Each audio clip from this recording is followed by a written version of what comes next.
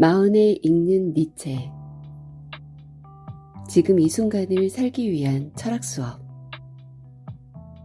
내일 죽을 것처럼 오늘을 사랑하라. 장재영 지음. 출판사 유노북스.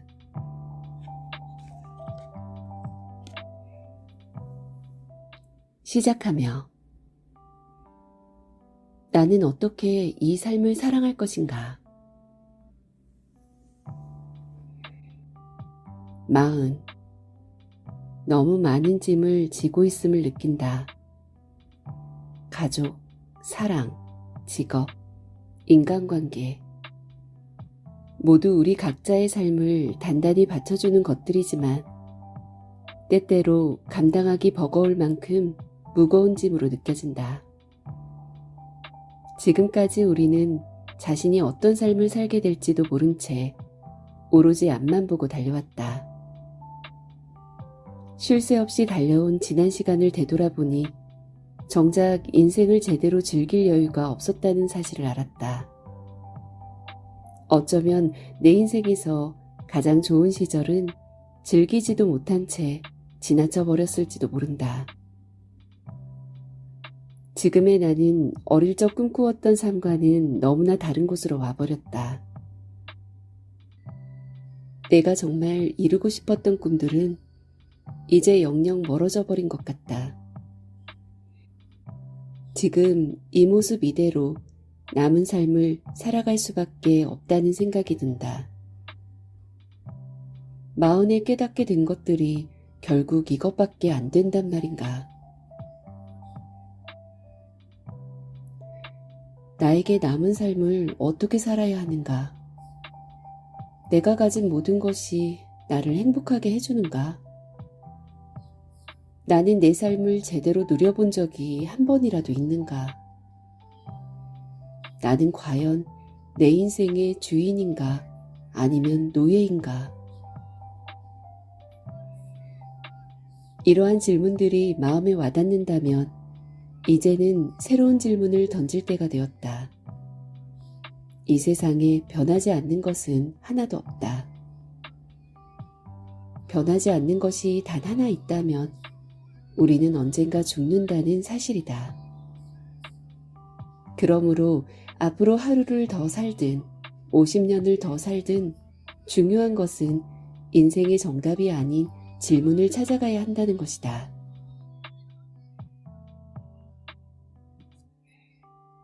프리드리히 니체는 의심의 철학자라고 불린다. 그는 사람들이 아무런 의심 없이 믿어왔던 진리와 가치, 삶에 대해 의문을 던졌다. 그리고 진정한 삶이란 무엇인지 스스로에게 수없이 물어보았다. 삶이 무엇인지를 깨닫기 위해서는 자기 자신부터 알아야 한다.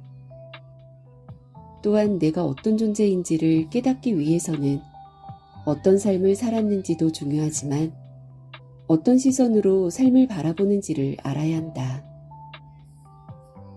니체는 인생의 마지막 질문을 찾았다. 나는 어떻게 이 삶을 살 것인가?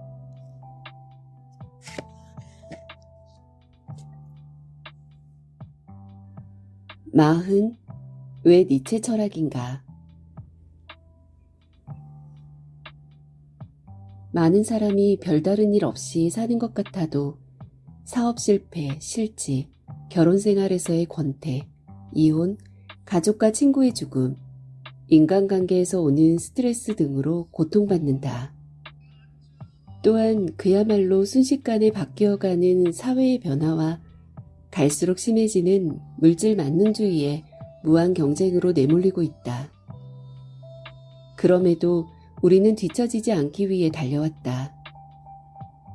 하지만 자신이 원하는 것이 아니라 다른 사람이 좋다고 평가하는 것을 쫓느라 결국 진정한 자기는 실종된 삶을 살아왔다. 그랬더니 이제는 매일같이 우울, 두려움, 분노, 증오, 질투, 원한 같은 기분 나쁜 감정들에 휩싸인 병든 인간이 되었다. 차라투스트라는 이렇게 말했다에 등장하는 줄타는 광대처럼 우리는 아슬아슬하게 하루하루를 악전고투하며 산다. 앞으로도 이렇게 지루한 삶이 계속될 것 같다는 생각이 들면 맥이 빠진다. 이렇듯 삶의 한가운데에 나만 홀로 덩그러이 남겨진 기분이 든다면 이제 삶의 의미를 찾은 철학자 니체를 만날 시간이다. 과연 니체 철학의 어디에서 의미를 찾을 수 있을까? 첫 번째, 니체의 작품은 인생에 힘이 되는 주옥같은 아포리즘으로 구성되어 있다. 고통으로 가득한 현실을 넉넉히 이겨낼 수 있는 뚝심 좋은 니체의 잠언들은 큰 위로가 될 것이다. 두 번째, 니체 철학은 삶을 무엇으로 채울 것인가에 대한 해답이 들어있다. 마흔의 니체의 작품을 읽는다면 어떻게 공허한 마음을 다잡고 즐거운 인생을 살 수 있는지 그 해답을 찾을 것이다. 살아가는 동안 숱한 고민 속에서 우리는 해답이 있다고 믿고 그 해답을 찾아 헤매느라 고통스러워한다. 만약 몇 개의 해답을 찾았다고 해도 인생살이는 여전히 녹록지 않다. 여기에 니체가 이런 답을 내놓았다. 인생의 정답은 없다. 니체 철학은 허무주의, 즉 무의미한 삶에서 벗어나는 데에서 시작했다. 니체는 생각 자체를 바꾸라고 말한다. 지금까지 무언가에 의지하며 살았던 태도에서 벗어나 오직 자기 자신만을 의지하라고 말한다. 내가 진정으로 나답게 사는 것이 니체가 제시한 초인으로서의 삶이다. 세 번째, 니체는 단 한 번뿐인 이 삶을 사랑하는 방법을 알려준다. 이전에도 많은 사람이 삶은 고통 그 자체라고들 말했지만 지금은 유난히 더 그렇게 생각하는 듯하다. 마흔이면 삶이 익숙해질 때도 되었는데 낯설 때가 많다. 이런저런 문제가 우리의 삶을 옭아매고 있어서 견뎌내기가 더욱 힘들다. 하지만 니체는 그럼에도 불구하고 이 삶을 사랑하라고 말한다. 이것이 내 운명을 사랑하라는 니체의 운명의이다. 니체는 그럼에도 불구하고라는 말을 좋아했다. 그럼에도 불구하고는 비록 사실은 그러하지만 그것과는 상관없이라는 뜻이다. 니체는 우리의 인생이 고달픈 것은 사실이지만 그와 상관없이 이 삶을 사랑하라고 했다. 곧 행복은 세상을 어떻게 바라보는가에 달려있다. 행복이나 불행은 자신이 처한 상황을 어떻게 받아들이며 현재 가진 것에 얼마나 만족하며 감사하는가에 달려있다. 당신은 단 한 번뿐인 이 삶을 사랑하는가? 이 물음에 당신은 조금도 망설임 없이 그렇다고 대답할 수 있는가? 만약 그렇지 않다고 대답한다면 삶에 대한 열정이 식어서 그런 것이다.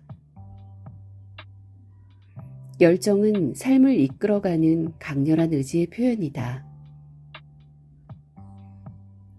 우리는 인생의 중반 이후의 삶으로 향하는 과도기를 지나고 있다. 40대는 삶을 극복하느냐 아니면 그냥 주저앉느냐의 갈림길에 서 있을 때다. 이 중요한 시기에 우리에게는 현재 젊은 시절에 꿈꾸었던 삶은 온데간데 없이 공허함만 남아있다. 인생의 중반에서 후반으로 넘어가는 경계에 머뭇거리며 권태에 빠져 하루하루를 보낸다. 하지만 이때 주어진 현실에 안주한다면 정신의 성장은 멈추어버리고 말 것이다.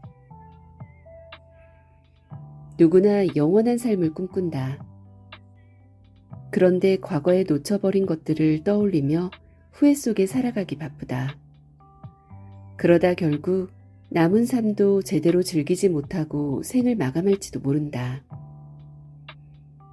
니체는 유고에서 이렇게 말한다. 모든 삶의 순간은 우리에게 무엇인가를 말하려 한다. 그러나 우리는 들으려 하지 않는다. 40. 니체의 말에 귀 기울일 필요가 있다. 우리보다 더 힘든 삶을 미리 살아본 니체가 당신이 절망, 좌절, 외로움, 방황, 실패와 마주할 때 이를 극복할 해결책을 말해줄 수 있다. 그는 이 삶을 어떻게 살아갈 것인지에 대해 고민하고 그것을 철학적 사유로 남겨두었기 때문이다. 허무함과 무기력이 급습해오는 나이에 니체는 자신이 제시하는 철학적 무기로 방어해보라고 한다. 니체 철학은 우리 삶과 매우 가깝다. 나는 니체 철학에서 우리 삶에 특별히 중요한 25가지의 키워드를 선정한 후 방대한 니체 전집을 해체하고 필요한 부분을 정리하여 각각의 키워드와 연결하는 작업을 해왔다. 따라서 이 책 한 권만 읽는다면 니체 철학을 이해하는 데 큰 도움이 되는 것은 물론 건강한 삶을 위한 자극이 될 것이다. 이 책에는 인간의 몸과 마음의 건강 문제를 다룬 최고의 의사이자 심리학자인 니체의 말이 고스란히 들어있다. 지금부터 단 한 번뿐인 이 삶을 사랑한 철학자 니체의 인생 수업에 참여해보자.